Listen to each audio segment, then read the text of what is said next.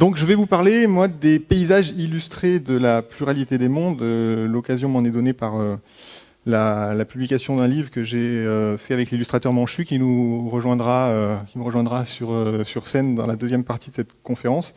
L'idée est la suivante. Vous savez qu'on a découvert pratiquement 4000 planètes extrasolaires depuis 1995, depuis 1992 si on veut être vraiment très précis.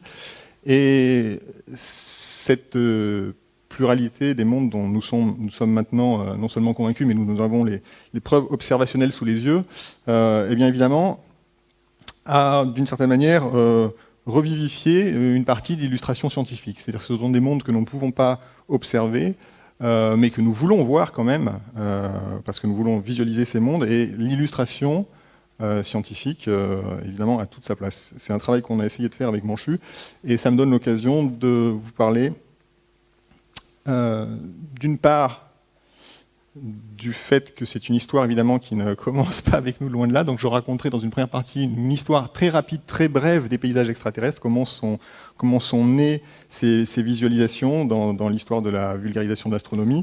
Je m'excuse d'ailleurs auprès des gens qui sont spécialistes du sujet, spécialistes de science-fiction. Il y en a dans la salle, je les connais, parce que ce sera vraiment une très brève histoire des paysages extraterrestres. Et dans une seconde partie, avec Manchu sur scène, on détaillera un petit peu le travail que nous avons effectué pour Exoplanète, dont vous avez peut-être vu déjà quelques illustrations dans l'exposition qui est au fond de la salle, à côté de la scène. Voilà. Alors, je pars dans le mauvais sens. Donc, alors, quand on parle d'illustration en astronomie, eh ben, on remonte, et souvent en astronomie d'ailleurs, on remonte à Galilée. Galilée, vous savez, c'est donc cet astronome qui a eu le premier l'idée de braquer une lunette, un tronc hollandais, comme on l'appelait à cette époque-là, vers le ciel, en 1609-1610. Il fait des découvertes absolument extraordinaires. Vous les connaissez, d'une part que derrière les étoiles de la Voie lactée, eh bien, il observe d'autres étoiles. Donc manifestement, l'univers est très grand, beaucoup plus grand qu'on l'imagine. Il observe qu'autour de Jupiter, eh bien, il y a 4 petits points qui brillent et qui semblent tourner autour de cette planète. Donc c'est la première fois qu'on a une preuve observationnelle qu'il n'y a pas un seul centre de rotation dans l'univers. Donc c'est une observation qui favorise, enfin qui est en faveur énormément de l'hypothèse héliocentrique que Galilée défend, mais qui n'est pas encore acceptée à cette époque-là. Enfin, troisième observation importante, il observe la Lune et il est le premier à découvrir des ombres sur la Lune, manifestement des montagnes, des reliefs. Et la convergence de ces 3 observations, d'une part le fait qu'il y a énormément d'étoiles dans l'univers, beaucoup plus qu'on peut l'imaginer, le fait que finalement on peut avoir des objets qui tournent autour d'autres choses que le Soleil, et en particulier que la Terre pour ceux qui croyaient à l'hypothèse géocentrique, et en fait le fait qu'on puisse observer des montagnes sur une autre planète d'une certaine manière, hein. La Lune c'est pas une planète, c'est un satellite, mais c'est un autre corps céleste. Eh bien voilà, il est le premier finalement à dessiner un autre monde, un monde extra, non pas solaire, mais extraterrestre.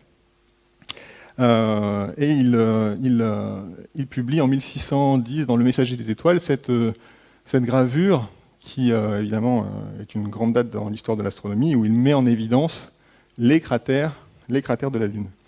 Alors, ce dessin, pour ceux qui ont déjà observé la Lune au télescope, il n'est pas parfaitement rigoureux. En particulier, alors je vais trop loin, parce qu'il n'y a pas de cratère à cette place aussi gros sur la Lune. Donc on s'est longtemps demandé pourquoi en fait Galilée avait dessiné ça, alors que c'était un bon observateur. Alors bien sûr, il avait une lunette qui grossissait 10 à 30 fois, dont les lentilles n'étaient pas excellentes, même si c'est sans doute lui qui faisait les meilleures à cette époque-là.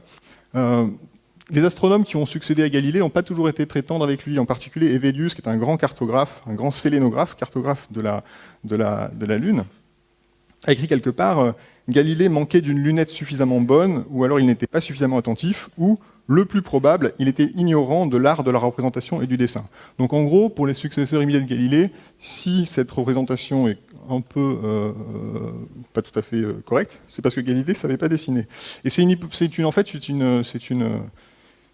qui ne tient pas la route. On a retrouvé les carnets et les observations de Galilée au fusain qu'il a faite. Donc ça, c'est non publié, mais c'est dans ses notes. Et on se rend compte que finalement, il dessinait très très bien. On sait que Galilée a été formé au dessin par les meilleurs maîtres florentins. Il avait de très très grandes capacités artistiques, en fait. Et la question se pose alors encore une fois de savoir pourquoi il fait ce fameux cratère. Donc c'est pas toujours tranché, pas encore tranché cette histoire, mais d'une certaine manière, il y a deux hypothèses. Soit effectivement, sa lunette était vraiment pas bonne et personne après tout, nous on n'a pas vu dans la lunette de Galilée, on ne sait pas exactement ce qu'il voyait. Il est possible qu'il voyait d'ailleurs pas toute la lune, mais des morceaux seulement, et donc que la reconstitution n'ait pas été très fidèle. Mais l'autre hypothèse, et vous verrez que c'est une hypothèse qui finalement qui pose une question qui s'est posée tout au long de l'histoire de l'illustration scientifique, c'est, après tout, est-ce que Galilée n'aurait pas simplement sciemment exagéré le relief de la Lune, et notamment mis en évidence ce superbe cratère, pour défendre son propos. Et son propos, évidemment, c'était de dire, écoutez, la Lune n'est pas une sphère parfaitement cristalline, et une idée, héritée d'Aristote, et c'est vraiment un autre monde. Il y a des montagnes sur la Lune, et la meilleure façon d'en convaincre tout le monde, c'était de les dessiner de façon très, très franche. Alors l'histoire de l'astronomie, évidemment, pendant très longtemps, se confond avec des représentations pas forcément artistiques, mais en tout cas dessinées. C'est le seul moyen d'enregistrer et de transmettre ce qu'on voit pour un astronome, c'est de le dessiner, de le graver.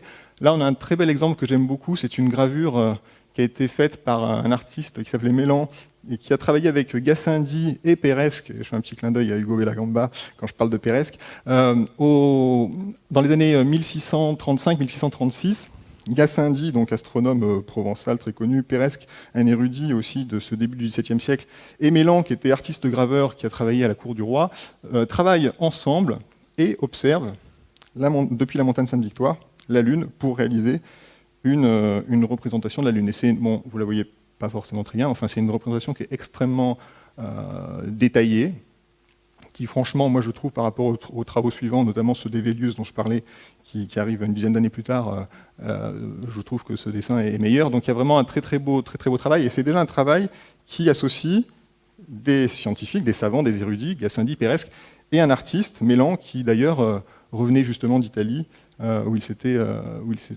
formé à Rome quand il a travaillé sur cette gravure. À droite, un dessin plus scientifique, ça c'est une observation de Jupiter par Cassini en 1691. Alors, au fil des siècles, évidemment, la technique s'est affinée, l'illustration, enfin plutôt, non pas l'illustration, mais le dessin en tant que représentation fidèle, en tant qu'enregistrement de ce que voit la lunette, s'est perfectionné. Là, vous avez une vue de Mars, on est en 1854. Saturne, observé en 1857 par Jean Charconac, qui est un observateur français.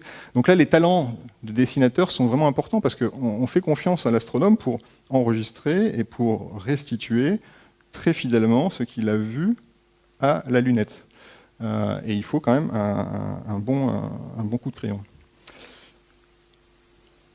Alors, le summum, d'une certaine manière, le plus talentueux, ou en tout cas le plus original, des astronomes dessinateurs de cette époque, c'est Étienne Léopold de Trouvelot. Alors, Étienne Léopold Trouvelot, ce n'est pas un astronome professionnel, c'est d'abord un peintre qui fuit la France après le coup d'État de Napoléon III en 1851. Il s'exile aux États-Unis et il travaille d'abord comme portraitiste. Alors, il travaille comme portraitiste, il faut croire que ça ne nourrit pas son homme, puisqu'il a l'intention sur place de faire fortune, et il se convainc qu'il va se faire fortune en se lançant dans l'élevage du ver à soie. Il importe d'Europe, en 1869, une variété de ver à soie qui fait une soie de très grande qualité qu'il espère vendre. Malheureusement, c'est une espèce qui n'a aucun prédateur sur le Nouveau Monde. Et Trouvelot, aujourd'hui, on le connaît pour ses illustrations astronomiques, mais on le connaît aussi beaucoup parce qu'il a été à l'origine d'une catastrophe écologique aux États-Unis. Et cette variété de Bombix qu'il a importée, aujourd'hui, elle continue à faire des ravages aux États-Unis. Bref, Trouvelot, au départ, c'est pas du tout un astronome, vous l'avez compris, c'est un dessinateur qui se pique d'élevage de vers à soie. Et évidemment, il arrête très vite, parce que voilà, il a fallu brûler des hectares et des hectares et des hectares de forêt, et ça n'a pas fonctionné. Et il a un coup de foudre en 1870, une espèce d'épiphanie. Il observe des aurores boréales, des aurores polaires, et là, il trouve ça magnifique, et il se lance dans le dessin astronomique. Adieu les vers à soie. Alors, il a des talents qui sont très très vite remarqués. En 1872, il est invité à l'observatoire de Harvard à observer à la lunette. Il a commencé à publier dans des revues de vulgarisation. On a très très vite remarqué qu'il avait un trait absolument extraordinaire. Et donc, il est invité à observer dans les deux plus grandes lunettes de l'époque aux États-Unis. Et il produit des dessins qui sont très très beaux, très très détaillés. On est à la fin dans les années 1870. Il fait à peu près 7000 dessins à cette époque-là. Il en produit une quantité phénoménale. Et parmi ces 7000, en 1882, je crois, il décide d'en conserver une quinzaine et il publie ce qui est considéré aujourd'hui comme son chef-d'œuvre. C'est un recueil de 15 lithographies en couleur. Alors c'est un ouvrage qui est très très rare, je crois que je ne suis même pas certain qu'il y en a en France. Je sais qu'à l'Observatoire de Paris, où il a travaillé à la fin de sa vie, ils n'ont pas d'exemplaire de ce recueil qui a été tiré à 300 exemplaires. Et voilà, c'est quelque chose d'assez étrange, hein, vous en conviendrez. C'est à la fois extrêmement détaillé, extrêmement précis, ça paraît presque irréel, et c'est vraiment considéré comme ce qui se fait de mieux dans ce mélange entre la véracité scientifique, la précision de l'observation, parce qu'encore une fois, il est reconnu comme un observateur extraordinaire, et quand même une patte artistique qui est quand même très, très, très particulière. Autre exemple de ce qui se fait à cette époque-là, ça c'est la planète Mars. C'est extrêmement esthétique. Alors ça se veut vraiment scientifiquement irréprochable. Moi j'ai du mal à jauger en 1877 dans une lunette de 500 mm ce qu'on voyait de Mars. Mais en tout cas, voilà ce qu'il peint. Cette vue de Saturne est peut-être nous parle beaucoup plus. Elle a vraiment, à mon avis, un air de vérité assez fort. À ceci près que vous avez remarqué cette petite échancrure qui est assez amusante. Alors s'il la dessine, c'est qu'il l'a observé réellement. Hein. Il a interprété quelque chose ici. Je crois qu'il explique qu'il pense que c'est du coup une différence de niveau dans les anneaux de Saturne. En tout cas, c'est ce qu'il observe. Donc de très très belles vues et qui sont d'une certaine manière un peu le summum de ce qui se fait dans le dessin astronomique artistique, mais quand même à visée scientifique. Alors à partir de cette époque, on peut distinguer deux chemins pour l'illustration. D'une part, la continuation du dessin des planètes à visée scientifique. Alors ça peut être assez étonnant parce que donc, la photographie commence à être utilisée en astronomie pour observer le Soleil, pour photographier le Soleil, pour photographier la Lune. Mais pour la photographie des planètes, on continue à faire confiance aux dessinateurs et à l'œil et à la main de l'astronome observateur. Alors pour quelle raison? Tout simplement parce qu'en fait, une planète, ça a beau être brillant, c'est quand même pas aussi brillant que le Soleil ou que la Lune, et donc pour enregistrer l'image d'une planète, il faut un temps de pause quand même assez long encore à cette époque-là sur les photos, sur les émissions photographiques qui existent. C'est pas d'ailleurs exactement de la photo. Et donc en fait, qu'est-ce qu'on observe quand on observe une planète? Enfin, qu'est-ce qu'on enregistre quand on fait une photo?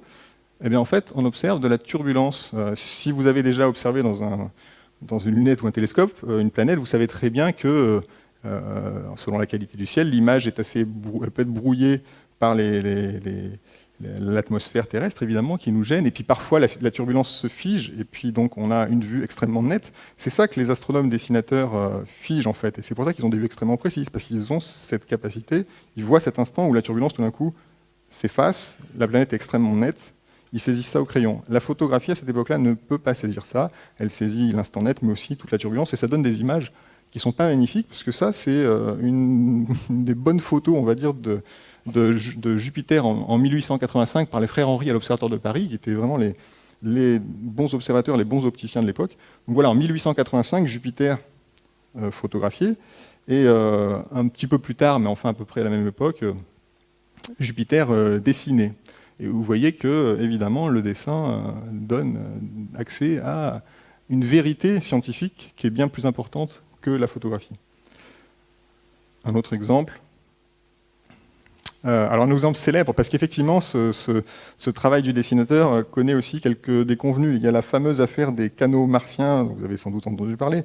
Un astronome italien qui s'appelait Schiaparelli observe et dessine une carte de Mars où il dit qu'il observe des canali en italien. Alors c'est traduit rapidement en canaux et c'est interprété encore plus rapidement par un astronome américain qui s'appelle Percival Lowell comme des canaux artificielle, ce qui n'était pas du tout au départ le point de vue de Schiaparelli, mais toujours est-il qu'aux États-Unis, un astronome qui s'appelle Percival Lowell se défend contre vents et marées l'existence de canaux martiens, il les a vus, il les dessine, et le dessin, vous voyez, c'est le dessin à droite.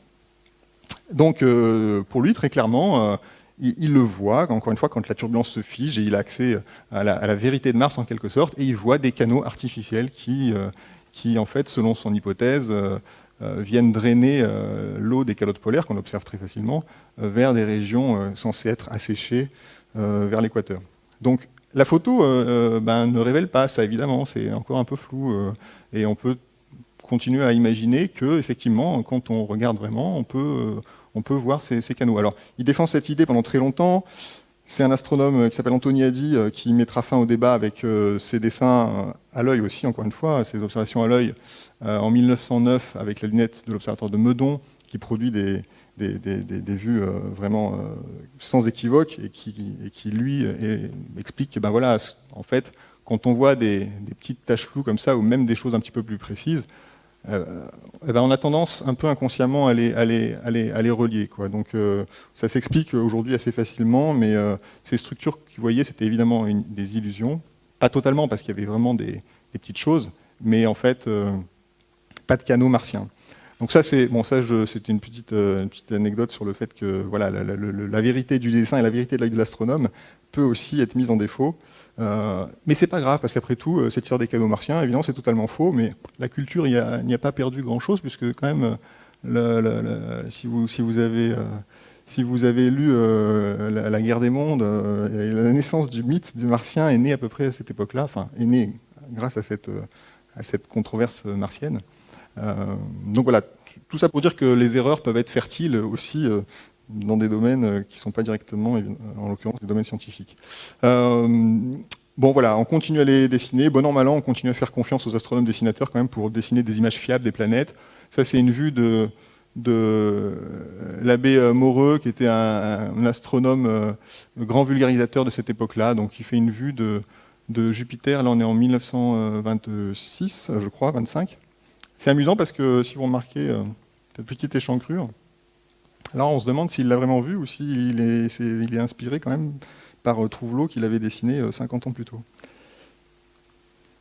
Alors le deuxième chemin évidemment qui se développe, c'est l'illustration pour la vulgarisation de l'astronomie. À la fin du 19e siècle, on est à cette période un peu qui est un premier âge d'or de la vulgarisation en astronomie.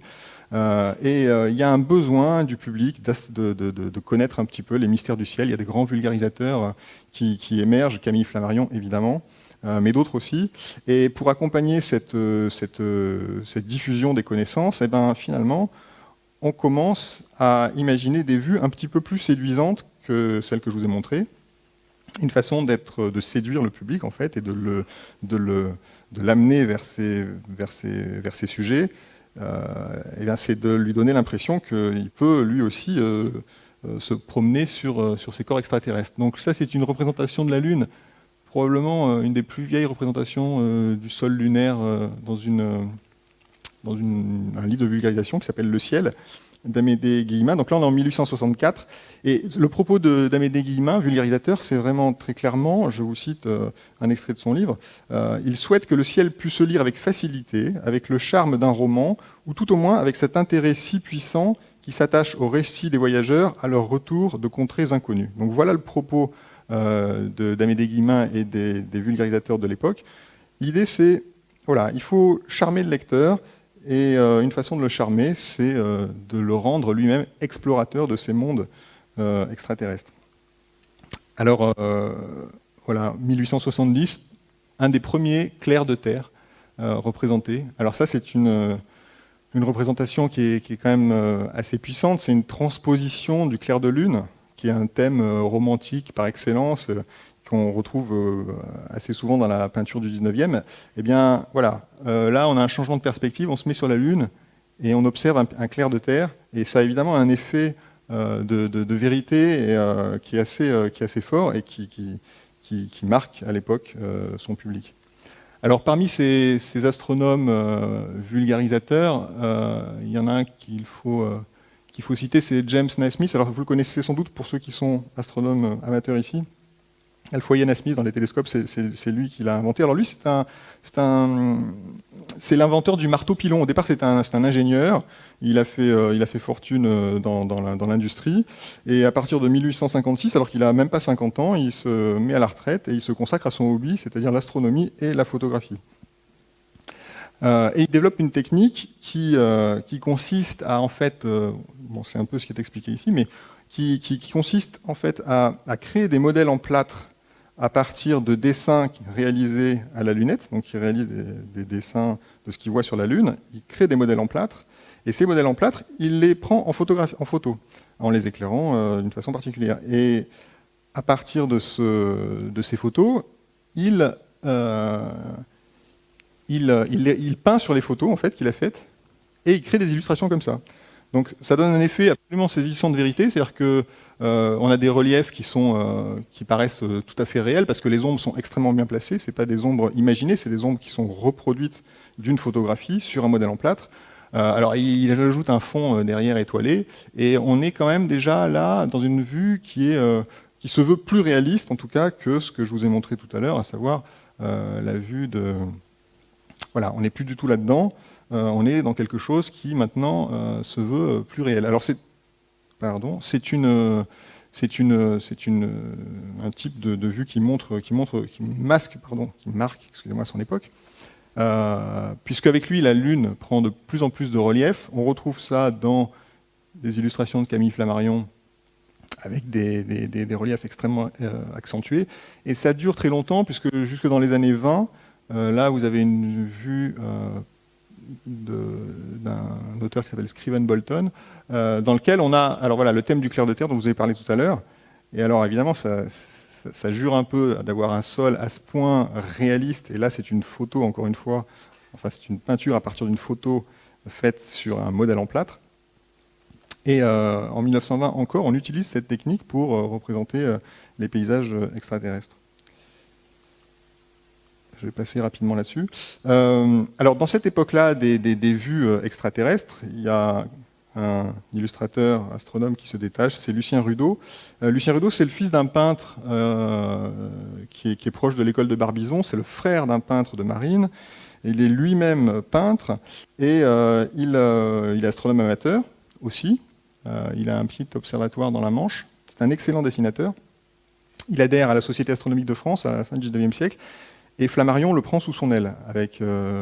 Flammarion l'introduit dans les cercles de la vulgarisation scientifique et il commence à faire des dessins pour les revues de vulgarisation. Alors Rudeau, voilà, finalement son credo c'est ça. C'est voilà, très bien, on ne peut pas aller sur la Lune, très clairement, mais est-ce qu'on doit quand même renoncer à imaginer ce qu'on peut y voir? Et ce qu'il essaiera de faire, c'est là encore des vues très très réalistes de la surface, en l'occurrence de la Lune pour l'instant, et il travaille pour les journaux de vulgarisation de l'époque. Et voilà le genre de vue qu'il produit. Alors son chef-d'œuvre s'appelle Sur les autres mondes. Il a été publié en 1937. Il a été réimprimé, je crois, en 1990 par Larousse. Il reste assez rare à trouver, mais c'est quand même un ouvrage qui est très, très, très, très intéressant. Et il produit de magnifiques illustrations, comme cette vue-là.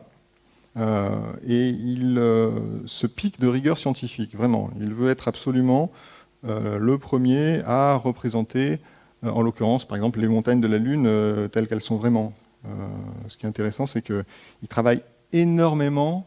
Il comprend qu'en fait, toutes les représentations de la Lune qui ont eu lieu avant lui montrent, encore une fois, des reliefs extrêmement hérissés, une Lune vraiment avec des pics incroyables. Et en fait, il comprend très très vite, et il l'explique très bien dans son livre, que c'est simplement un effet de projection d'ombre sur un sur un, comment dire, avec un soleil rasant. Évidemment, si vous observez la Lune au télescope, vous verrez effectivement les ombres sont extrêmement pointues. Et vous pouvez tout de suite imaginer que c'est parce que les montagnes sont pointues. En réalité, pas du tout. Vous faites l'expérience en bord de mer, les ombres que projette le soleil couchant, elles sont évidemment extrêmement allongées et elles ne sont pas représentatives de votre taille réelle. Alors il va très loin dans son livre, il montre, en l'occurrence, par exemple ici, voilà, il prend le temps de montrer une vue au télescope de la Lune avec, voilà, dans l'occurrence, la montagne Pico, donc quelque chose d'assez pointu, et puis il dit, ben non, mais en fait, voilà, si vous la regardiez, cette montagne, depuis le sol de la Lune, c'est pas un pic gigantesque, elle n'a pas le profil qu'elle semble avoir. Donc il est le premier, en fait, finalement, à dessiner les montagnes de la Lune à peu près comme on les observera lorsqu'on se posera sur notre satellite en 1969. Son souci de rigueur, il le déploie... enfin, il n'oublie jamais le spectacle. Ces tableaux, c'est vraiment des expériences de pensée. Là, typiquement, il parle des astéroïdes et il dit si certains astéroïdes sont des blocs irréguliers, un spectateur s'y croirait à la surface d'un morceau de montagne flottant dans l'espace. Donc, c'est ce qu'il représente, un morceau de montagne flottant dans l'espace. J'ai trouvé ça assez amusant de rapprocher de ça, cette vue de Churyumov-Gerasimenko vue par Rosetta. Donc, il a des comment dire, encore une fois, une volonté de rigueur qui fait qu'il se trompe pas beaucoup finalement.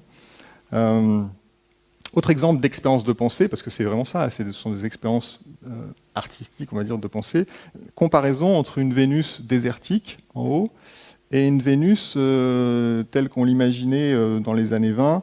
Vous savez que, alors dans les années 30, là on est en 1936, on a compris que Vénus, d'abord, ne possédait pas d'eau, on a détecté du gaz carbonique en grande quantité dans l'atmosphère de la planète. Il n'y a pas d'oxygène, on pense qu'elle est très chaude parce qu'évidemment elle est plus proche du Soleil que la Terre, et donc voilà, la vision qu'on a de Vénus en 1936, c'est à peu près ça. Mais dans son livre, il dit, ben voilà, mais si j'avais fait le même tableau il y a, disons, 15 ou 20 ans, enfin avant la détection du gaz carbonique, eh ben on imaginait plutôt la Terre comme ça, c'est-à-dire que compte tenu du fait qu'elle était plus proche du Soleil, elle était évidemment plus chaude, mais on imaginait qu'il y avait beaucoup d'eau, et on la voyait un peu comme une terre, comme une serre humide, donc à peu près la Terre vue au Carbonifère. Donc il s'amuse aussi à ce genre d'écart, mais il explique toujours, ce qui est intéressant, c'est qu'il explique toujours ce qu'il montre, et pourquoi il le représente comme ça. Voilà, autre expérience assez amusante, là il est sur la Lune, et voilà, il observe un lever de soleil. Il s'est vraiment bien placé sur la Lune, donc à un moment où finalement, comme il n'y a pas d'atmosphère sur la Lune, une montagne peut jouer un peu le rôle créer une éclipse d'une certaine manière, et donc voilà, il dessine, alors ça se voit pas très bien, mais il dessine des protubérances, et puis surtout il dessine la couronne solaire. Il est vraiment le premier à faire ce genre de choses.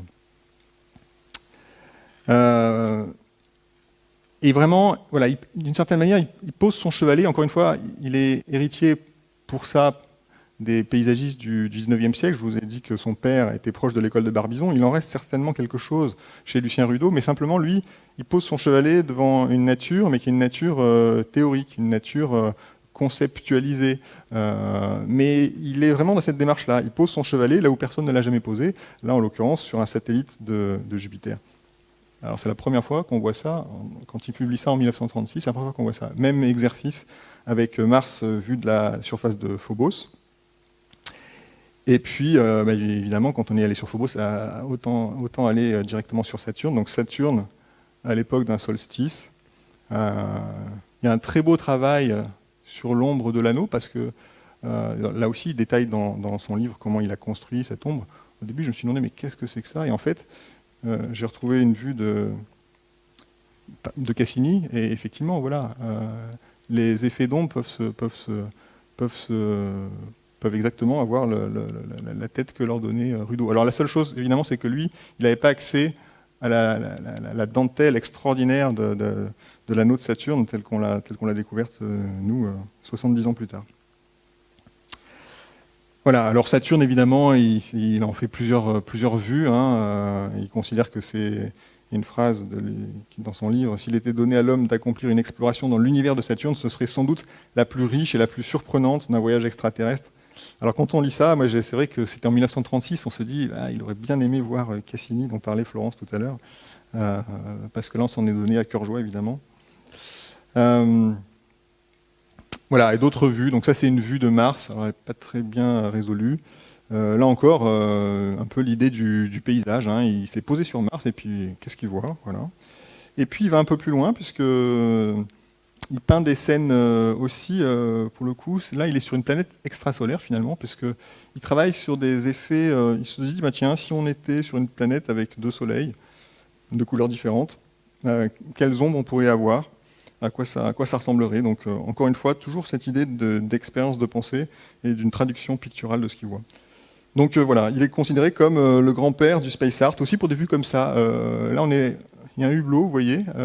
Alors ça a commencé à se faire dans les années 20, de représenter des corps extraterrestres à travers un hublot. Alors ça, là, encore une fois, c'est un effet pour impliquer le lecteur, hein. Là, on est vraiment dans le voyage, on va vers Mars, on est en train de survoler Phobos. Et donc, voilà, on le considère un peu comme le grand-père du space art. Alors pourquoi le grand-père? Parce que le space art, donc l'art spatial, on peut dire que c'est une synthèse entre l'art des paysagistes, dont je vous ai parlé, donc ce que faisait typiquement Rudeau, mais aussi le travail des ingénieurs dans les années 20, 30. Vous savez que dans les années 20, il y a eu un grand mouvement, notamment en Allemagne, suite à la thèse de Hermann Oberth qui explique un peu comment fabriquer une fusée. Il y a eu tout un courant de promoteurs en fait, du voyage spatial.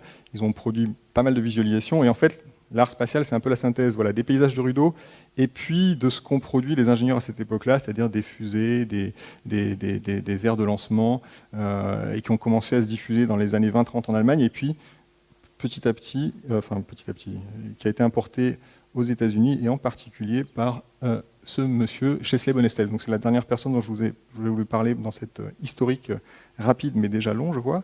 Alors Chesley Bonestell, lui, sa passion débute à 10 ans, il voit Vénus dans le ciel de San Francisco, et poum, il tombe amoureux du ciel. Paraît-il, il commence à peindre Saturne tel qu'il le voit à la lunette, et alors qu'il a 12 ans. Il photographie la comète de Halley en 1910. Enfin, il est vraiment mordu d'astronomie. Et pourtant, jusqu'à plus de 50 ans, l'astronomie, pour lui, ça n'est qu'un hobby. Il travaille dans le domaine de l'architecture. Il a travaillé notamment il a travaillé sur le Golden Gate. Il a fait des visualisations du Golden Gate à l'époque où le projet était en train d'être construit pour convaincre les hommes politiques de le financer, etc. Il a fait le design aussi des gargouilles, je ne les ai pas montrées là, mais les gargouilles de la Chrysler Building, c'est des gargouilles en aigle. Enfin bon, il a travaillé beaucoup dans les gratte-ciel. Et puis à un moment, il a mis, dans les années 30, son talent pour la perspective au service du cinéma. Il a fait beaucoup d'effets spéciaux de l'époque, ce qu'on appelait le matte painting, la peinture sur verre, vous savez, pour produire où on faisait évoluer des personnages dans un décor qui était en fait peint, avec des grandes perspectives. Alors il a travaillé sur Robin des Bois, avec Errol Flynn, voilà, Citizen Kane même. Voilà. Donc c'est quelqu'un qui, jusqu'à ses 50 ans, a travaillé pour l'architecture, pour le cinéma, et finalement, aucune production dans le space art. Et puis finalement, au début des années 40, il décide d'appliquer ces techniques de perspectiviste et de peintre, hein, qui met en œuvre pour le cinéma. Il décide d'appliquer ça à la visualisation des planètes, et il se focalise sur Saturne, évidemment, qui est la première à laquelle tout le monde pense quand on parle de paysage extraterrestre. Et voilà le genre de vue qu'il produit. On est au début des années 40. Alors ça, il ne l'a jamais publié. Saturne vue d'Hyperion. Alors on voit qu'il doit tout là à Nasmyth et à Scriven Bolton qui a repris cette technique. Clairement, effectivement, ce paysage, en fait, c'est un paysage qu'il a fait en pâte à modeler et qu'il a pris en photographie sous un éclairage, et ensuite il a peint par-dessus et il a rajouté un arrière-plan de planète. Et puis finalement, il est manifestement pas satisfait. D'ailleurs, à propos de Scriven Bolton, qui avait fait ce paysage lunaire avec le soleil, avec la Terre dans le ciel, il a eu des mots pas très tendres. Il disait que non, mais il faisait des erreurs, il ne savait pas dessiner des montagnes, et il dit que c'est en partie à cause des erreurs de Scriven Bolton, donc il faisait des plâtres, qui s'est mis, lui, à faire de l'illustration scientifique. Alors au début, il a commencé dans ses pas, manifestement. Et puis, en 1940, il décide d'envoyer au magazine Life toute une série de vues peintes, et celle-ci est publiée, parmi d'autres, en 1944. Alors cette vue, je vous la présente parce que c'est Saturne vue de Titan, tel qu'il imagine, donc début des années 40.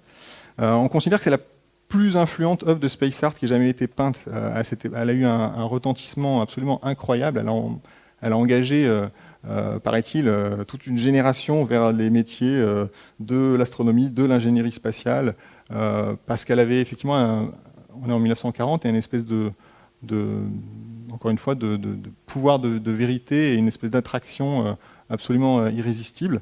D'ailleurs, Bonnestel, qui fera par la suite des dizaines et des dizaines et des dizaines d'illustrations, c'est celle-ci qui restera sa préférée. Il la repeindra 3-4 fois. Carl Sagan aurait dit je ne savais pas à quoi ressemblaient les autres mondes avant que je vois cette peinture de Bonnestel. Donc pour vous dire qu'elle a vraiment eu une grande influence, en particulier aux États-Unis. Bon, pourtant, tout est vu, bon, on le sait, hein, tout est faux hein, sur cette vue de Titan par Saturne.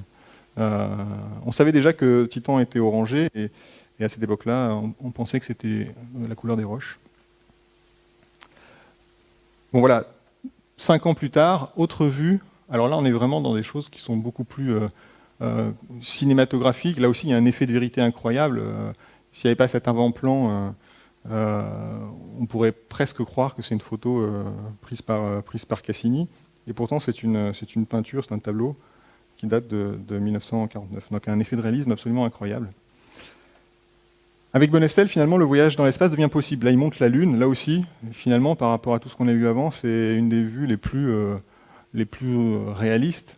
Alors, Bonnestel, il mettait toujours des petits personnages dans ses... Vous ne les voyez pas beaucoup. Dans ses vues. Pourquoi ? Parce qu'il était convaincu qu'on irait sur la Lune. Là, on est en 1949. Il n'est pas très loin de la vérité. Même si à cette époque-là, ça paraissait encore très loin. Hein. Je pense qu'il n'imaginait pas qu'on y serait 20 ans plus tard. Il faut bien comprendre que ce genre de visualisation aux États-Unis vient dans une époque où, depuis 2 décennies, la jeunesse est biberonnée de pulp, donc c'est la science-fiction. Hein. Bon, c'est évidemment une influence incroyable sur la science-fiction, sur la naissance de la science-fiction, mais en fait, quand on pense espace en général, et quand on pense voyage dans l'espace, voilà, on est sur ce genre de vue. On a des extraterrestres qui ne sont pas toujours sympathiques. On est dans la fantaisie très, très clairement. Et donc, vous pouvez imaginer que, voilà, Bonnestel, il arrive avec ce genre de vision, et tout d'un coup, ça rend tout beaucoup plus crédible.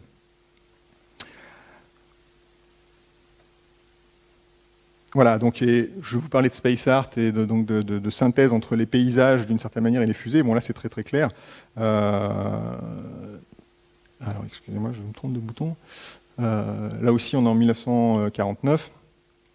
Et là, il fait un petit peu la synthèse entre voilà, le paysage, le clair de terre et la fusée. Je ne vous ai pas montré d'exemple, mais la fusée qui est née dans l'imaginaire collectif dans les années, on va dire, fin des années 20, années 30. Lui, voilà, il la pose sur la Lune, et là, clairement, on est, avec des hommes, hein, évidemment, et là, on est clairement dans le futur. Alors, il y a 2 choses que vous pouvez remarquer, c'est quand même les montagnes de Bonnestel restent quand même très acérées, hein, bien que, encore une fois, Rudeau ait, d'une certaine manière, tranché la question 10-15 ans plus tôt. Il paraît que Bonnestel a été assez déçu quand on se sont posés sur la Lune de la forme des montagnes de la Lune. Elles n'étaient pas jolies. On sait pas. Il a dit qu'il les avait peintes de façon très acérée parce que c'était plus spectaculaire, que c'était plus joli, et que bien sûr il savait très bien qu'elles n'étaient pas comme ça sur la Lune. C'est pas certain que ce soit vrai. On n'est pas obligé de le croire sur ce point-là, parce qu'en fait, il a quand même toujours voulu dans ses illustrations être très très réaliste. Donc c'est étonnant que sur ce point-là, il ait abandonné son souci de la rigueur. Quant à ce que c'était, alors puis en plus la perspective, pour le coup, il connaissait très très bien, donc ces effets d'ombre, c'est étonnant qu'il les ait pas saisis et qu'il n'ait pas compris que ces montagnes étaient pas si acérées que ça. Voilà. Et puis bon, le deuxième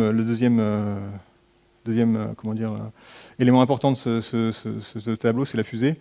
Alors ce qui est amusant, c'est que la fusée, on sait déjà à cette époque-là qu'une fusée, en fait, sur la Lune, elle ne sera pas comme ça, elle ne va pas se poser comme ça, comme la fusée de Tintin, par exemple. Tintin, c'est un peu plus tard, hein, c'est 5-6 ans plus tard. Mais on sait déjà qu'on n'a pas besoin de poser une fusée comme ça sur la Lune. Il travaille d'ailleurs, lui, 5 ans après, avec Wernher von Braun, qui est donc, vous savez, cet ingénieur allemand récupéré par les Américains pour développer le programme spatial. Il travaille dans les années 50 avec Wernher von Braun, donc, qui va amener finalement des hommes sur la Lune. Et vous voyez très bien que les représentations, pour le coup, là, les plus proches possibles des scientifiques, c'est assez proche du LEM qu'on va voir 15 ans plus tard. Hein. Donc on sait déjà ça. Et malgré tout, eh ben, non, il continue à illustrer des fusées posées sur des sols extraterrestres qui au fil depuis les années 30, est devenu un peu un motif classique de la science-fiction. Et je trouve ça amusant parce que je me demande si on n'a pas été marqués tous énormément par ce genre d'image d'une fusée posée sur un corps extraterrestre. Et je me demande d'ailleurs si le succès de SpaceX, qui, donc, vous savez, envoie des fusées mais fait retomber les boosters. Et donc, vous avez sans doute vu ces images où les boosters des fusées de SpaceX se posent maintenant sur des barges dans l'océan.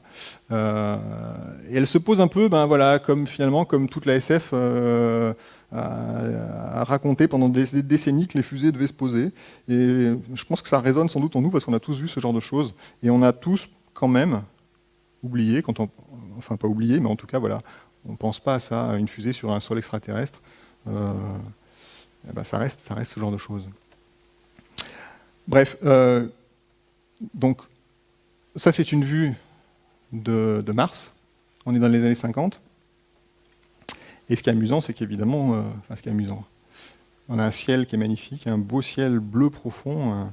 À cette époque-là, on savait que l'atmosphère de Mars était, je ne vais pas dire de bêtises, je crois que c'est 100 fois moins dense que l'atmosphère de la Terre, et du coup, on imaginait un ciel voilà, bleu très profond, un peu comme le ciel que vous pouvez avoir quand vous êtes dans un avion, même au-dessus, parce qu'il y avait une faible densité. Et le problème, c'est qu'en 1976, quand la première sonde américaine s'est posée sur Mars, on a vu que non, le ciel n'était pas du tout bleu, il était rose-orange, et même assez brillant. On pensait aussi que le ciel était plutôt sombre. Et ce qui est amusant, c'est que paraît-il, les ingénieurs du Jet Propulsion Laboratory, donc qui avaient envoyé cette sonde, ont modifié la colorimétrie de leurs images, apparemment, pour donner une teinte neutre au ciel. Alors, je ne sais pas quelles étaient leurs raisons profondes. Dans les journaux, finalement, le ciel de Mars, il est apparu quasiment bleu, apparemment, à cette époque-là. Et donc, on est resté pendant quelque temps avec cette idée que le ciel martien, alors qu'on s'était posé dessus, était bleu. Donc lui, il a représenté bleu. D'ailleurs, c'est amusant, il a dessiné des colonnes de poussière, des Dust Devils qu'on découvrira pour le coup bien plus tard. Mais ça plaisait beaucoup au public américain, ce genre de vue. Hein. On n'était pas très très loin de l'Arizona et ça leur convenait parfaitement. Voilà. Chez Slave One c'est aussi amusé à faire ce genre de paysage à la Rudeau. Donc là, c'est quand même très, très proche de ce que faisait Rudeau. Alors là, ce qui a changé, encore une fois, c'est ça. Lucien Rudeau, dans les années 30, jamais il aurait mis un bonhomme sur ses dessins. Et Bonestel, dans les années 50, oui, il n'y a pas de problème, il en met des bonhommes. On va y aller sur cette planète. Voilà, et puis donc il est allé encore plus loin, et il a fait quelques, bon, pas tant que ça, mais quelques vues aussi de représentation de corps extraterrestres. Là, on est sur une planète autour d'une étoile binaire. Voilà, alors Bonestel aura une longue descendance, tant dans le domaine de la science-fiction, même si lui-même ne se considérait pas comme comme un illustrateur de science-fiction, hein, il se considérait comme un illustrateur scientifique, mais il n'empêche que voilà, il a eu des descendants dans un peu ces deux domaines, la science-fiction et l'illustration scientifique. Et voilà, nous, avec Manchu, à qui je vais demander de me rejoindre, s'il ne s'est pas endormi, c'est dans ce cadre-là qu'on s'est placé, l'illustration scientifique, et c'est de ça dont je vais vous parler rapidement, parce que je suis un peu long dans la deuxième partie de l'exposé. Alors, Manchu, je vais te donner un micro.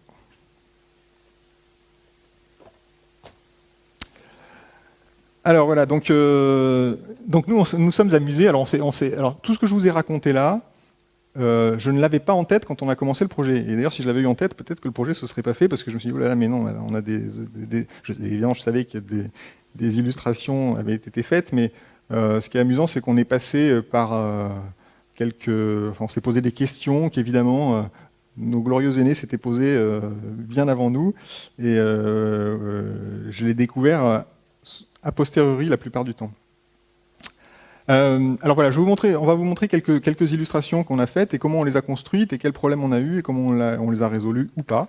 Donc encore une fois, on essaye de représenter ces planètes extrasolaires qu'on découvre par milliers maintenant, mais qui ne sont aujourd'hui que quoi? Que soit un petit mouvement d'une étoile qu'on interprète comme étant une perturbation gravitationnelle due à un corps qui tourne autour.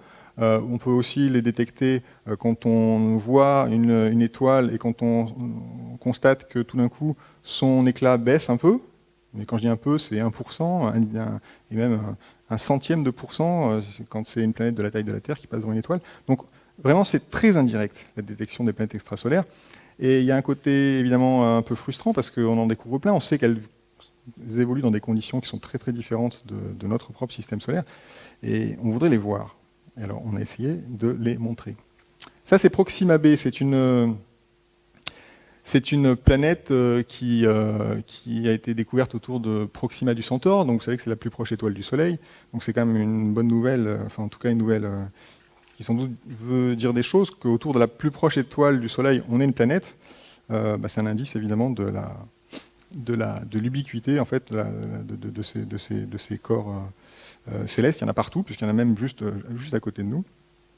Alors, elle illustre bien une nouveauté par rapport à tout ce que je vous ai raconté avant, c'est le rôle de la simulation numérique. Rudeau, Bonnestel, ils pouvaient s'appuyer sur les connaissances des scientifiques, des ingénieurs, mais aujourd'hui on a quelque chose, on a un outil supplémentaire qui, pour l'illustration, est quand même d'une aide considérable, c'est la simulation numérique, c'est-à-dire on peut essayer de reconstruire, eh bien, en l'occurrence, la trajectoire des nuages, la forme des océans.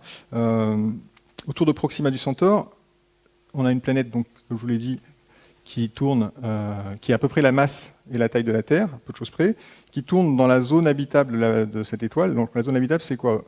Très clairement, la zone habitable, c'est juste la zone dans laquelle l'eau liquide est possible à la surface de la planète. Ça ne veut pas dire plus que ça. On a transformé peu à peu le terme, parce qu'une planète de la zone habitable a glissé en planète habitable, ce qui n'est pas du tout le cas. Et puis en plus, je sais qu'il y a Pierre Thomas dans la salle, il pourra vous dire qu'il n'y a pas que dans la zone habitable qu'on peut espérer trouver de l'eau liquide. Alors à la surface sans doute, mais en tout cas dans le corps des objets. Vous savez que sur Encelade, autour de Saturne, ou sur Europe, autour de Jupiter, on pense qu'il y a de l'eau sous la banquise. Donc voilà, cette histoire de zone habitable, il ne faut pas lui faire dire plus qu'elle ne dit. Toujours est-il que nous, on a quand même considéré que c'était une planète sur laquelle donc, il y avait de l'eau en surface. On pense, compte tenu de son orbite, la position où elle est et de l'étoile autour de laquelle elle tourne, on pense que sans doute sa rotation est synchrone, c'est-à-dire que c'est une planète qui présente toujours la même face à son étoile, un peu comme la Lune présente toujours la même face à la Terre. Et donc, à partir de ces trois indicateurs, les premières visualisations de Proxima b qui sont parues il y a moins de 2 ans, parce qu'elle a été découverte il y a moins de 2 ans, c'est quand même récent. C'est ce genre de choses. Voilà ce que vous pouvez trouver. Alors ça, je l'ai trouvé sur Internet, mais c'est vraiment assez proche de la façon dont on représentait Proxima b il y a encore 2 ans. Un objet glacé, parce qu'on considère que sa température moyenne est négative. Elle est dans la zone habitable, mais sa température moyenne est négative, avec une espèce de banquise percée d'un gros ovale. Pourquoi? Parce que, comme je vous l'ai dit, elle présente toujours la même face à son étoile. Et donc, il y a un point qui est plus chauffé que le reste. C'est le point qui est directement sous le Soleil, face au Soleil. Donc, voilà les premières vues de Proxima b, qu'on peut tout à fait expliquer. Sauf que les simulations numériques, elles progressent, elles évoluent, elles prennent en compte différentes choses. Et ça, c'est une simulation numérique, enfin, c'est l'illustration d'un résultat de simulation numérique qui ne prend en compte que le transfert de chaleur par l'atmosphère. Donc, quand on fait une simulation numérique, qu'on pose une atmosphère, on imagine qu'elle est comparable à la Terre, on n'en a aucune idée, mais il faut bien partir de quelque chose.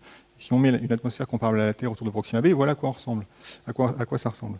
Et puis si on prend en compte aussi la circulation océanique, parce qu'après tout, évidemment, l'atmosphère transfère de l'énergie et déplace des masses d'air, mais l'océan aussi déplace des masses et transfère de l'énergie d'un côté à l'autre. Là, vous avez une carte, alors ça, pour le coup, c'est un résultat d'une simulation numérique, une carte de Proxima B. Ça, c'est l'épaisseur de la glace en fonction de la latitude et de la longitude. Donc là, voilà à quoi ça ressemble, en fait, finalement, une planète comme Proxima B. C'est plus une Hubble planète comme je vous l'ai présenté tout à l'heure. Donc ça, c'était la vue classique. Les astrophysiciens sont passés à la Lobster planète, donc la planète Homard, avec ce genre de choses, avec une zone dégagée qui est beaucoup plus allongée que celle que je vous ai montrée, où là on aurait un gros rond, et puis une glace qui s'épaissit, qui s'affine, voilà, de cette manière. Alors ça c'est lié au fait que, encore une fois, l'océan transmet aussi de l'énergie. Bon, alors on peut prendre ça au pied de la lettre, c'est un peu ce qu'on a fait. On a dit, bah tiens, illustrons ça, ce sera la première fois qu'on le fait. Et donc voilà, Manchu a dessiné une vue artificielle de Proxima B, artificielle parce que là on n'a pas du tout mis de nuage, en s'appuyant sur cette simulation numérique. Je ne sais pas si tu as un commentaire à faire sur celle-ci, est-ce qu'elle a été compliquée à faire? Ah.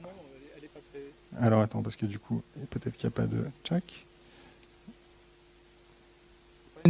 C'est pas une représentation très compliquée à faire, puisque je me suis pas mal inspiré des glaces et des calottes polaires prises photographiées par ISS. Donc après, il suffisait de transposer un peu la forme Homard, c'est ça? Homard, oui, planète Homard. Et par contre, c'est la suite qui a été plus drôle. C'est qu'il a été question de couverture nuageuse, et une couverture nuageuse qui était très en rapport avec la surface fondue, enfin l'océan apparent. Oui, parce que je vais vous montrer la simulation. Là, les travaux montraient tout à l'heure donc la couverture, l'épaisseur de la banquise, et donc là où était l'océan libre. Et là, en fait, les mêmes simulations faites pour le coup sur la couverture nuageuse qu'on peut imaginer montrent ça. Donc vous voyez que en fait, en réalité, au même endroit que vous avez la glace libre, c'est aussi là que vous avez le plus de nuages. Et donc là, ça commençait à poser un problème quand j'ai dit à Manchu, tiens, tu vois, ton beau bleu, là, ta mer magnifique, là, en fait, il va falloir la couvrir complètement parce que c'est là aussi que sont les nuages. Donc il a fallu s'en sortir. Alors, je ne sais pas comment tu t'en es sorti pour... En faisant une deuxième illustration. Voilà, en recommençant tout. Ça m'embêtait un peu de repasser sur la première. J'aimais bien ma structure de homard là, avec la glace brisée. Donc j'ai refait une planète. Et tu as triché sur les couleurs parce que j'ai un peu triché sur les couleurs. On avait essayé aussi de faire en sorte, alors évidemment, je ne vous l'ai peut-être pas dit, mais Proxima du Centaure, c'est une naine rouge, donc c'est une étoile qui rayonne beaucoup dans le rouge. C'est pas du tout la même luminosité et la même couleur d'étoile que la nôtre. Et donc, alors, encore une fois, c'est l'hypothèse qui est faite là-dessus, c'est que l'atmosphère est la même atmosphère que l'atmosphère de la Terre. Et les simulations numériques que je vous ai montrées tout à l'heure se placent dans ces conditions-là. Pourquoi encore une fois, on n'a aucun indice de la composition atmosphérique de Proxima B. On l'a jamais vu. On connaît juste sa masse, et encore sa masse minimale, et sa distance à son étoile. Mais bon, il faut bien partir de quelque chose. Et donc, si on imagine qu'elle a une atmosphère comme la Terre, voilà ce que ça donne. Le problème, c'est que voilà, des nuages blancs sur de la glace blanche, ça devient assez compliqué. Donc, je crois que tu as un peu terni la glace. J'ai en fait, j'ai foncé la glace pour que la couverture nuageuse ressorte beaucoup plus. Parce que si on avait essayé de le faire de façon plus... Ça aurait été très uniforme en fait. Voilà, et donc c'est le genre de choses qu'il a fallu travailler. Autre exemple, justement, parce on parlait de nuages, je vous ai montré des nuages. Alors là, les nuages, vus de l'espace, c'est quelque chose qu'on peut représenter beaucoup plus facilement aujourd'hui qu'avant. Je vous montrerai pourquoi. Mais d'abord, peut-être, tu pourrais nous expliquer comment tu construis une image, finalement. Parce que là, on a 4 étapes, et la vue finale arrive derrière, mais 4 étapes de... En fait, la première étape, c'est l'image en haut à gauche, où je me contente juste de faire des sphères, comme des boules de billard. Je donne le volume avec l'ombre sur la droite, la lumière avec l'éclat lumineux sur la gauche. Après, pour me donner une idée de profondeur, je fais l'image du satellite au premier plan. Et ensuite, je fais la représentation de la planète, de la géante avec ses nuages, et de son satellite qui pourrait s'apparenter un peu à une Terre. Là, ce qu'on voulait représenter sur ce... Oui. Pardon, ce qu'on voulait représenter sur cette vue, c'est une planète, c'est une vue d'une planète océan. Alors parmi le cheptel de planètes assez incroyables qu'on a découvert, alors il y a des planètes océans, ça reste en fait une hypothèse. Si je vais être tout à fait rigoureux, on n'a encore jamais observé de planète océan. C'est une hypothèse qui a été formulée en 2009, je crois. On a plusieurs raisons de penser que probablement ce genre de planète existe, donc des planètes sur lesquelles il n'y a aucune surface émergée. Et d'ailleurs, entre parenthèses, il semblerait que ce ne soit pas d'ailleurs la meilleure façon de faire émerger la vie. C'est des planètes sur lesquelles finalement, ce n'est pas forcément les meilleurs endroits pour démarrer la vie. Quand il y a trop d'eau, ben c'est pas extraordinaire. Nous, on a des océans qui descendent à maximum 11 km, sauf que sur ces objets-là, on a des océans qui font potentiellement plusieurs centaines de kilomètres de profondeur. Et là, ça commence à poser des problèmes parce qu'on n'a probablement plus de socle rocheux en bas, mais des glaces qui sont dans des conditions physiques très particulières. Et bon, il y a tout un tas d'arguments pour dire que finalement, ce ne sont pas des objets, alors là, pour le coup, des objets dans la zone habitable, hein, parce qu'il y a vraiment pour le coup de l'eau liquide en surface, donc ce sont des planètes qui sont dans la zone habitable de leur étoile, mais probablement pas des endroits finalement très, très habitables pour le coup. Alors on s'est amusé à imaginer un petit satellite autour, qui lui aurait des terres émergées et qui serait un peu plus habitable. Alors là, on s'est amusé, j'avais trouvé un article de scientifiques japonais qui s'étaient intéressés qui s'étaient posé cette question incroyable. Alors, est-ce qu'il y a des cyclones sur les planètes océans? Alors, bah oui, sans doute.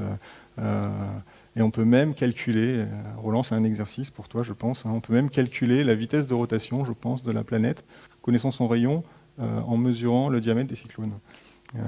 C'est un petit exercice qui peut être assez marrant. Bon, ça c'est une vue, c'est une hypothèse encore. Alors je vous parlais des nuages parce que oui, vous avez vu quelques vues historiques. Voilà comment on représentait les nuages de la Terre dans les années 20. Rudeau, qui je vous l'ai dit, était quand même très attentif à la rigueur scientifique. Bah là, il ne se mouille pas beaucoup hein, parce qu'il n'en fait quasiment pas des nuages. Bonestel, qui lui aussi était vraiment un souci de rigueur, ben, voilà un peu la représentation des nuages vus de l'espace. On est dans les années 60 là, hein, donc on est quand même ou 50, peut-être 50 quand même. Mais on n'a pas de vision réaliste des nuages. En 54, Hergé ne fait pas du tout de nuages. Mais selon Manchu, je crois que toi tu m'as expliqué que c'était parce que c'était pour la ligne claire. Oui, c'est possible aussi que ça soit dû à sa technique de dessin qu'on appelle la ligne claire. Et je pense que ça lui aurait posé quelques problèmes pour dessiner des nuages en fait. Oui, donc il n'a évidemment pas un souci de rigueur scientifique, Hergé quand même, pas à ce niveau-là.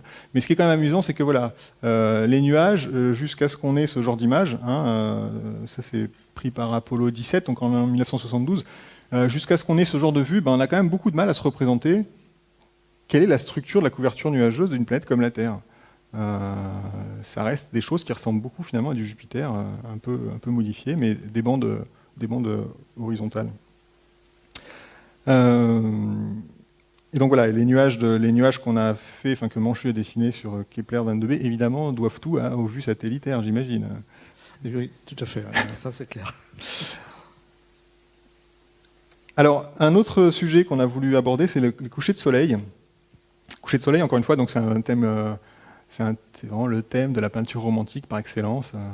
Et on l'a revisité grâce à une illustration, pas une illustration, une simulation pour le coup, d'ailleurs que j'ai pas là, que j'ai pas dans mon PowerPoint, mais une simulation numérique de Alain Le Cavelier, qui est un astrophysicien de l'IAP, et lui, il s'est posé la question très clairement de la façon dont on pourrait voir le Soleil depuis les couches atmosphériques d'une planète qui s'appelle, peu importe, qui s'appelle HD 209 458d, mais peu importe, c'est une planète qui est ce qu'on appelle un Jupiter chaud, donc une planète gazeuse qui tourne très très près de son étoile. dont on pense d'ailleurs qu'elle s'évapore en partie. Elle perd 10 000 tonnes d'hydrogène par seconde. Et donc c'est une planète comète d'une certaine manière. Alain Le Cavalier a beaucoup travaillé, il a fait partie des gens qui ont découvert cet échappement. Et il s'était posé cette question, tiens, si j'étais dans la planète, encore une fois qui est une espèce de Jupiter, compte tenu de ce qu'on a détecté comme espèces moléculaires, parce qu'on détecte, pour le coup c'est une des planètes pour lesquelles on a détecté des espèces moléculaires, des espèces de l'oxyde de vanadium, des choses comme ça, ou de l'oxyde de titane, enfin des espèces qui sont pas, c'est pas du tout de l'eau, il fait 1500 degrés dans l'atmosphère de cette planète.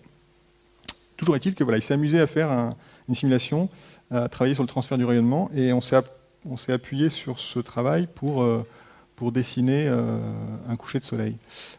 Alors encore une fois, c'est un coucher de soleil, il faut s'imaginer un coucher de soleil fixe, parce que HD 209 458b fait partie de ces planètes qui sans doute aussi présentent toujours la même face à leur étoile, parce qu'elles sont très proches et qu'il y a des effets de marée qui jouent et qui tendent à synchroniser la rotation et la révolution de la planète.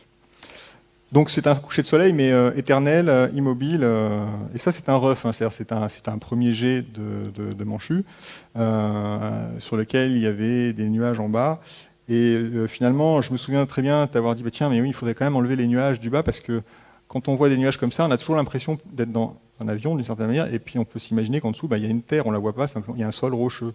Et en fait, non, on est vraiment dans une planète gazeuse, et donc dans la vue finale, les nuages ont été totalement supprimés. Encore une fois, il n'y a pas de sol sur cette planète extrasolaire. Et c'est une vue. Alors bon, là, les couleurs sont pas du tout. C'est du PowerPoint projeté, etc. Et, je pense qu'elle fait partie des images que vous pouvez voir dans l'exposition. Et c'est une vue sur laquelle on a eu pas mal d'allers-retours, je crois, hein, celle-ci. Oui, celle-là, très clairement, elle m'a posé des gros problèmes. C'est typiquement le genre de vue, enfin de représentation qui va complètement à l'encontre de tout ce que moi je connais, quoi. Toute ma culture de la peinture du 19e, tout est basé sur la température de notre soleil. Et là, il s'agit de faire vraiment un truc complètement différent, avec un soleil qui est plus sombre que l'atmosphère dans laquelle il se situe. Et moi, vraiment, là, ça va vraiment, j'y étais reculant, quoi, par moment. C'est assez étonnant de vivre ça, quoi. On a fait plusieurs essais pour coller au mieux, encore une fois, la simulation. Pour le coup, c'était un travail scientifique. Alors, on s'est dit, on va le prendre au premier degré, on va essayer de coller à ça. Et ça donne des choses assez bizarres. Et d'ailleurs, ce qui est amusant, c'est qu'à chaque fois qu'on a notre éditeur en particulier, la première fois il l'avait mise à l'envers. La plupart des gens ont envie de la mettre à l'envers avec les nuages en dessous. C'est un peu le problème qui se pose avec les images de Space Art en fait. Certaines, comme celle-là, sans le petit objet qu'on a mis à droite, on peut la prendre dans n'importe quel sens. Et moi ça m'arrive souvent pendant une expo de dire aux gens qui encadrent de regarder la signature pour avoir le sens de l'image. Parce que ce sont des visuels qui deviennent très rapidement complètement abstraits, quoi. Où il n'y a aucune référence de connu, donc on peut les mettre un peu n'importe comment, quoi. Alors là, bon, ça c'était une demande personnelle. Je me suis dit, tiens, allez, si on mettait quand même un petit truc, une petite montgolfière. Après tout, quand même, Manchu, c'est quand même, je dis devant lui, mais un grand illustrateur de science-fiction. Et moi j'étais un peu frustré pendant tout le projet de me dire on peut pas aller un peu plus loin dans la science-fiction. Donc là c'est un petit clin d'œil qui pour le coup évidemment est totalement irréaliste, mais qui apporte sa petite touche, je trouve, à ce coucher de soleil.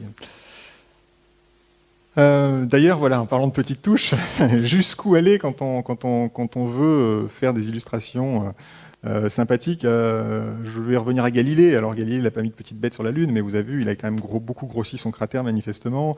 Et jusqu'où, alors aujourd'hui on est 4 siècles plus tard, il faut séduire le public sans doute différemment, mais non, même pour nous faire plaisir, jusqu'où on pouvait aller dans le spectacle en fait, d'une certaine manière. Parce qu'on s'est rendu compte, surtout au début, on parle pas mal de planètes gazeuses, planètes géantes, et finalement les planètes gazeuses, c'est toujours des nuages. Encore une fois, comme l'a dit Manchu, il n'y a pas de référence, on voit rien qu'on connaît vraiment. Donc à un moment on s'est dit, allez, on va mettre des petites bestioles, alors des petites bestioles organiques ou des petites bestioles plus physique, plus industriel. Alors, on les a pas mis dans le livre. Finalement, on a fait marche arrière parce que le livre, c'est quand même un livre de vulgarisation scientifique. C'est un livre de vulgarisation scientifique, c'est pas un livre de science-fiction. Mais quand même, je voulais vous montrer les choses auxquelles vous avez échappé. Moi, j'aurais bien aimé les mettre quand même. Et la question que je voulais te poser, c'est comment ça te vient, ces idées bizarres? Les formes de gauche sont clairement inspirées par l'image l'un des visuels du bouquin de Sagan, Cosmos, où on voit des représentations des nuages de Jupiter avec des formes de vie qui flottent dans les nuages. Et là, inconsciemment ou consciemment, je ne sais pas, mais on retrouve toujours les mêmes formes, quoi. Et voilà. Après, sur les objets de droite, c'est des objets matériels, technologiques. Après, j'en ai fait quelques-uns, mais là, les formes peuvent être complètement infinies, quoi. On peut partir dans tous les designs possibles et imaginables.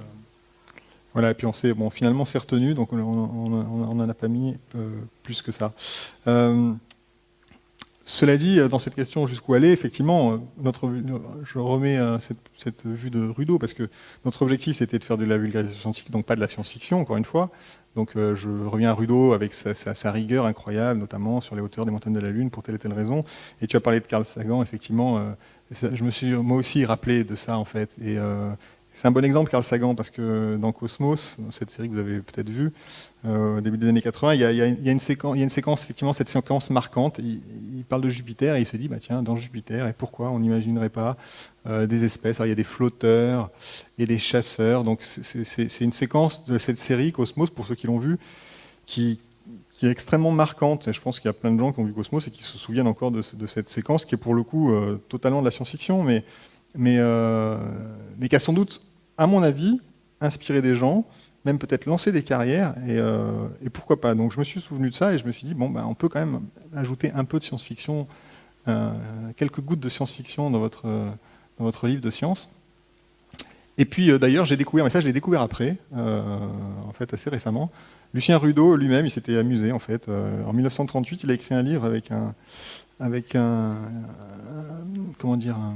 chercheur du muséum sur en fait des chemins alternatifs de l'évolution de l'espèce humaine. Et puis manifestement, il s'était beaucoup amusé parce que voilà, il est allé aussi assez loin dans les délires, on peut dire. Voilà, donc du coup, on s'est quand même autorisé, finalement, des petites bestioles. Sur la planète Proxima b que je vous ai montré, on s'est posé sur cette planète. Et puisqu'elle était dans la zone habitable, on a fait, de toute façon, pour le coup, on l'a fait sciemment et on l'explique, on a fait ce petit glissement de planète de la zone habitable à planète habitable jusqu'à planète habitée. Et planète habitée, par quoi on s'est dit qu'il pouvait y avoir des plantes. Et ça, c'est différents essais que tu as fait. Oui, les différents ROF, où j'ai essayé d'un peu de m'adapter aux conditions de la planète. Donc visiblement, il ne fait pas chaud. Donc, je voyais mal des formes très, très filamenteuses. Je voyais plutôt quelque chose d'assez massif et d'assez grossier pour pouvoir capter l'énergie solaire. Voilà, et donc il y a eu plusieurs propositions. Et puis moi, j'ai flashé pour cette espèce-là. Pourquoi, je ne sais pas, mais je trouve ça rigolo. Vous la verrez sur l'illustration suivante. Voilà, parce que voilà, c'est la vue. On s'est vraiment amusé. Encore une fois, là on est sur Proxima b, donc l'hypothèse c'est que la composition atmosphérique est celle de la Terre. On est éclairé par une naine rouge qui est là masquée par les nuages, et on s'est amusé à mettre des formes de vie bioluminescentes. Alors pourquoi bioluminescentes, je l'explique dans le livre, mais ça donne ce genre de choses étranges. Et puis là, pour le coup, comme c'est Proxima b et que c'est la plus proche planète, finalement la plus proche exoplanète du système solaire, on s'est dit, voilà, après tout, sur la Lune, on y est allé, sur Mars, on va y aller, sur Proxima b, nous irons. Enfin, si on passe le mauvais quart d'heure qu'on vit en ce moment sur Terre, mais sinon, je pense qu'on va y aller. Et on se l'est joué à la bonne stèle, en fait, avec le petit personnage toujours présent. Exactement, voilà. En général de dos, pour qu'on visualise bien ce que lui regarde. C'est une forme, c'est une astuce classique de la science-fiction, de l'illustration de science-fiction et spatiale aussi. mettre un bonhomme. Et là, ça nous arrangeait bien. Et la question qu'on s'est posée, c'est voilà, quelle est la couleur du ciel sur Proxima b? Donc c'est une question qu'on a eu beaucoup de mal à trancher, qu'on n'a pas d'ailleurs tout à fait tranché. Il y a une étude scientifique qui avait été faite sur la couleur du ciel depuis Proxima b. Enfin scientifique, disons une tentative qui donnait un ciel un peu moins bleu que ça, plutôt dans les mauves. Et puis j'ai interrogé différents chercheurs qui sont spécialistes d'atmosphère planétaire, et puis j'ai pas réussi à avoir de consensus sur cette question-là, quoi. Donc à un moment, on s'est même posé la question de savoir si on n'allait pas devoir la transformer dans des gris comme ça. Alors là, Manchu, il hurle si on lui fait ça, parce que c'est photoshopé, ça. Hein, ça c'est sa peinture, et puis ça, c'est Photoshop qui passe derrière. Donc ça a été un peu compliqué. Il y a eu beaucoup d'hésitations, qu'est-ce qu'il faut faire, etc. Ce qui est amusant, c'est que je vous ai montré le ciel bleu de Mars de Bonnestel, et en fait, lui-même, à cette époque-là, il avait eu beaucoup d'hésitations. Quand il a terminé son livre en 1956 sur l'exploration de Mars, alors qu'il allait envoyer ses épreuves, il a reçu un coup de fil d'un astronome de l'époque qui s'appelait Gérard Kuiper, qui lui disait « Mais non, mais le ciel de Mars doit être gris, il ne peut pas être bleu. Alors pour telle et telle raison, non, il est gris, c'est pas ça, il ne faut pas faire un ciel bleu. » Donc Bonnestel, qui en fait, il allait publier son livre, et il allait aussi, pour promouvoir son livre, envoyer quelques épreuves au magazine Life. Quand il a vu ça, il a repeint très très rapidement son ciel extraterrestre en gris, il l'a envoyé à Life, il a été publié en gris, et puis en fait, quelques semaines plus tard, il a contacté un autre astrophysicien qui était un spécialiste de l'observation, pour le coup, de Mars. Il observait dans différents filtres, etc. Et qui, pour lui, il disait non, le ciel de Mars, il est bleu. C'est très clair, il est bleu. Donc finalement, dans le livre, Bonnestel a conservé un ciel bleu. Dans le magazine, le ciel était gris. Et puis finalement, il est resté bleu pour tout le monde, puisque, encore une fois, je vous l'ai raconté, quand les sondes se sont posées, on a eu du mal à croire que le ciel était en fait orange, même si on a une explication très claire.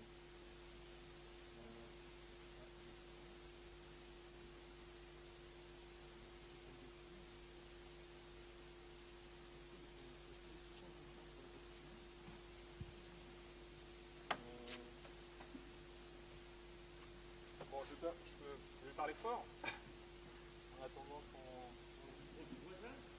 Ah bah oui, c'est une bonne idée, merci Pierre. Bah oui. Alors effectivement, je prends un micro, on a plein de micros en plus. Voilà, donc grosse hésitation sur la couleur du ciel, et puis finalement j'ai contacté une troisième personne qui lui travaillait sur tout ce qui était rendu graphique, et qui a fait une visualisation 3D, enfin une simulation de transfert de rayonnement, mais en 3 dimensions, parce que c'est ça qu'il fallait vraiment faire pour avoir la vérité de la couleur du ciel. Connaissant alors évidemment d'une part la composition de l'atmosphère, donc on fait l'hypothèse que c'est la composition de l'atmosphère de la Terre, et connaissant d'autre part le spectre de l'étoile, c'est-à-dire la façon dont elle rayonne dans différentes longueurs d'onde, et ça pour Proxima b on a des informations, pour le coup des observations très fiables. Et quand on fait ce travail, eh ben voilà ce que ça donne. Donc à droite c'est une simulation qui a été faite pour la Terre, on est sur la Terre, à gauche on est sur la Terre. À droite, c'était ce qui est censé donner le sol de Proxima, éclairé par une naine rouge. Vous voyez que le ciel, quand même, est finalement assez bleu, quand même. Le sol est censé, dans la simulation, le sol est censé être d'une couleur neutre, dans les gris, et il reflète finalement la couleur de l'étoile, donc il est plutôt orange. Et alors là, j'ai pas tout compris. L'œil effectue naturellement une correction colorimétrique. Enfin, on fait une espèce de balance des blancs personnelle, semble-t-il. Et donc, alors ça, c'est ce que m'a expliqué l'expert, encore une fois, ça s'appelle computer graphique. Enfin, voilà, en rendu d'une certaine manière. Et grosso modo, quelque chose qui, en fait, donne ceci par la simulation bête et méchante. Enfin. Mais quand même tout assez, scientifique, doit s'interpréter comme ça pour une scène sur si on était immergé dans cette scène-là, voilà ce qu'on verrait. Donc finalement, un ciel très bleu, finalement, et donc on n'était quand même pas si loin de la vérité avec notre vue de Proxima du Centaure. J'accélère rapidement. Voilà, oui, alors on se méfiait de nos présupposés. Par exemple, je voulais utiliser le terme de Jupiter chaud tout à l'heure. encore une fois, des planètes gazeuses comme Jupiter, mais qui sont très très proches de leur étoile, donc qui sont très chaudes. Il y a une observation qui a été faite sur une de ces planètes qui montre que probablement, celle-ci, en l'occurrence, doit être plutôt bleutée, un peu comme Neptune. Alors j'ai dit à Manchu, bah écoute, il faut dessiner un Jupiter chaud, un Jupiter bleu.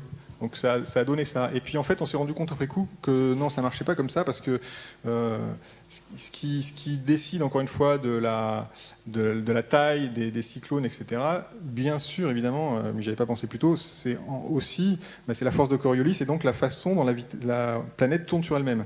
Donc Jupiter tourne en 10 heures sur elle-même, ce qui explique que ces formations cycloniques peuvent être, alors bon, il y a la grande tache rouge, mais c'est des choses qui sont assez ourlées en réalité. Les Jupiter chauds dont je vous ai parlé, qui tournent autour de leur étoile de façon synchrone, elles tournent sur elles-mêmes en quelques jours. Donc elles ont une rotation beaucoup plus lente. Et du coup, finalement, voilà, c'est sans doute ce genre les bandes nuageuses de ces planètes, sans doute ressemblent à ces choses-là, avec des structures finalement ourlées, mais à des échelles plus grandes. Et il n'y a pas de toutes petites structures dans ces planètes. Et puis, alors Jupiter chaud, donc là, on a essayé de... Alors ça, c'est un peu compliqué. On a essayé de visualiser, comment visualiser qu'en fait, l'atmosphère, là, elle est à 1500 degrés. À une pression de 1 bar, c'est pas évident. Donc, l'astuce, c'est de montrer qu'il y a une circulation atmosphérique, évidemment, de la face éclairée vers la face sombre, et que très probablement, on peut imaginer que ces nuages chauds, vus par l'œil humain, en fait, comme ils sont encore une fois, à peu près 1500-2000 degrés. Il y a probablement, au moment où ils passent du côté sombre, ils sont encore suffisamment chauds pour briller dans des couleurs perceptibles par l'œil. Donc peut-être qu'on doit voir briller les nuages sur les Jupiters chauds. Bon, rapidement, on a fait aussi quelques clins d'œil. Ça, c'est une vue d'une planète qui s'appelle Kepler 442b, qui tourne autour d'une naine orange. Et là, on a fait l'hypothèse comment dire, il y a une hypothèse qui existe, concernant la Terre primitive, qui explique qu'elle a peut-être connu quelques épisodes dans sa jeunesse dans laquelle elle était enveloppée dans une brume d'hydrocarbures. Donc on s'est dit, tiens, appliquons ce concept à cette planète extrasolaire. Et voilà, on a montré ça. Peut-être tu peux expliquer comment tu travailles sur ces vues. Tu travailles à l'aérographe beaucoup, non, pour ce genre de vue ou... Oui, c'est pour créer l'impression de sphère. Il n'y a qu'une seule solution assez rapide et assez réaliste, c'est de travailler avec un pistolet à peinture qu'on appelle un aérographe.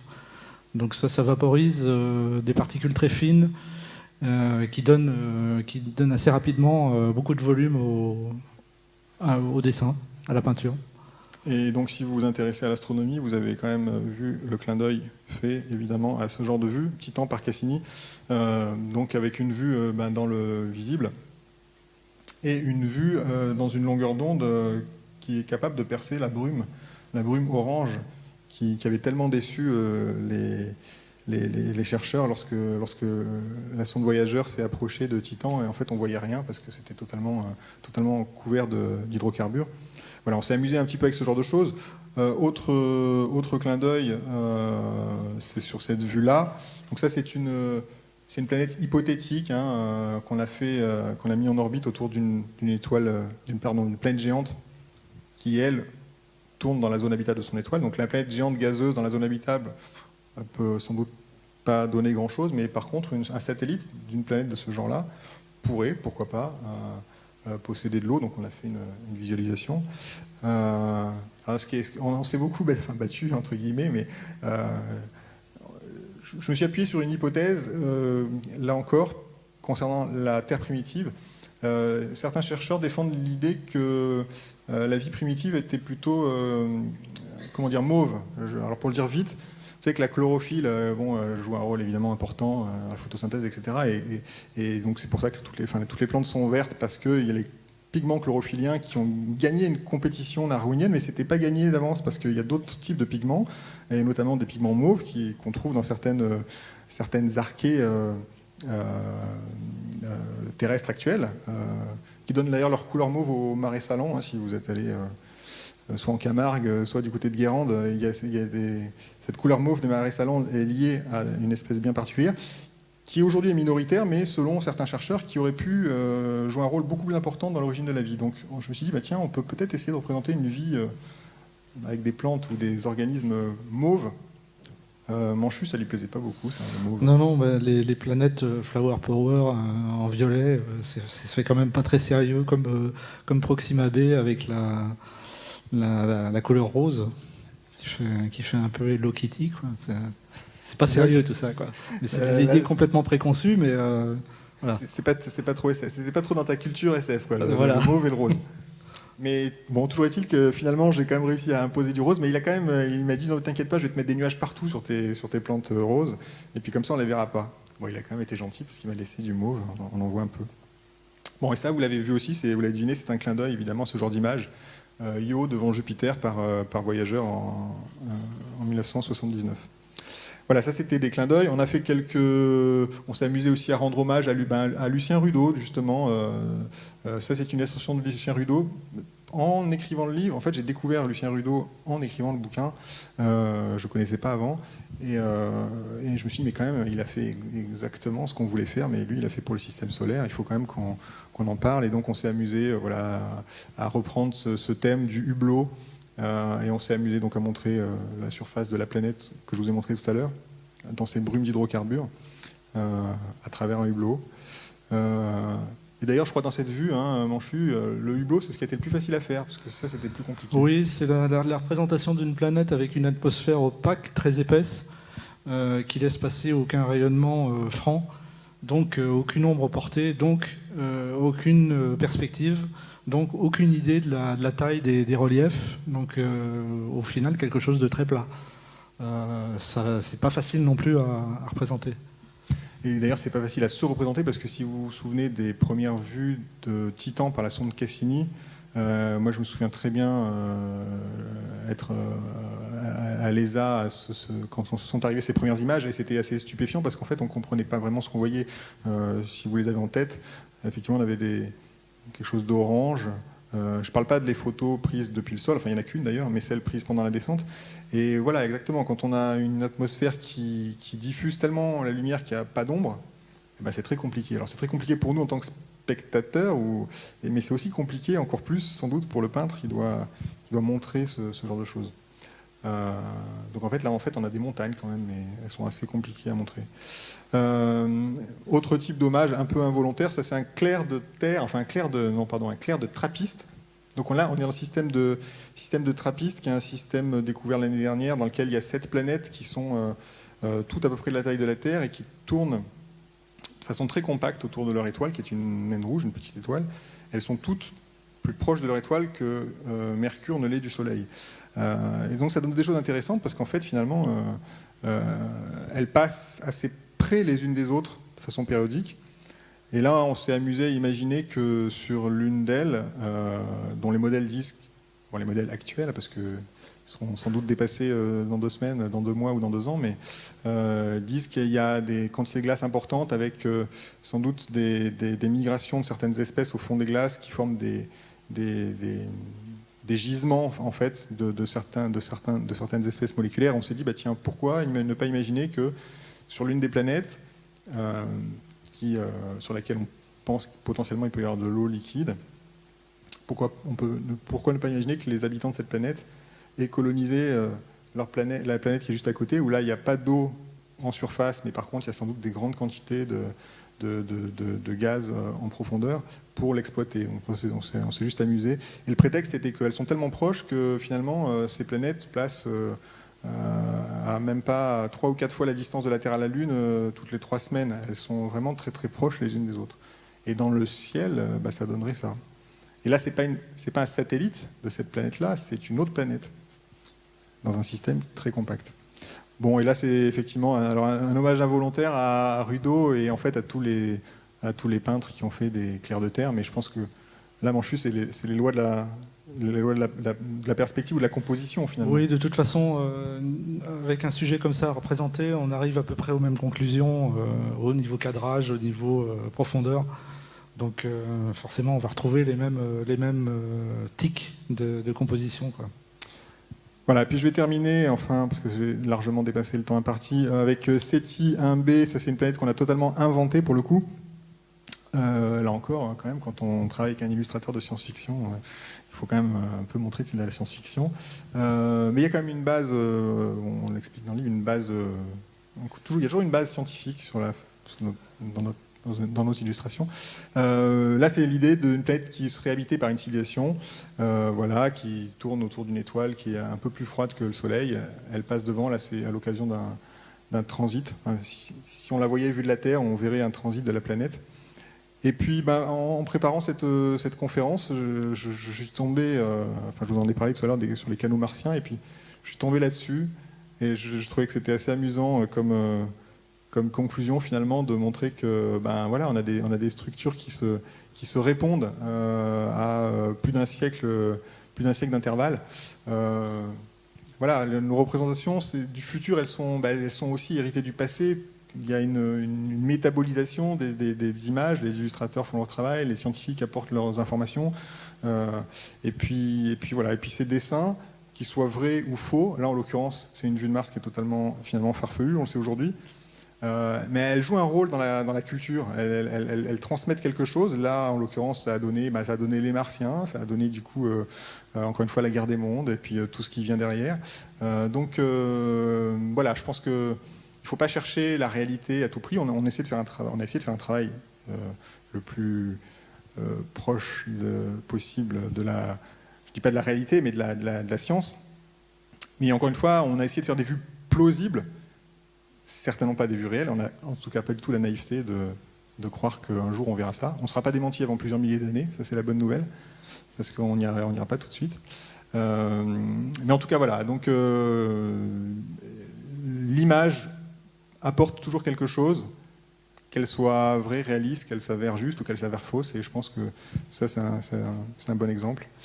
Et je terminerai là-dessus, à moins que Manchu, tu veuilles ajouter quelque chose. Non.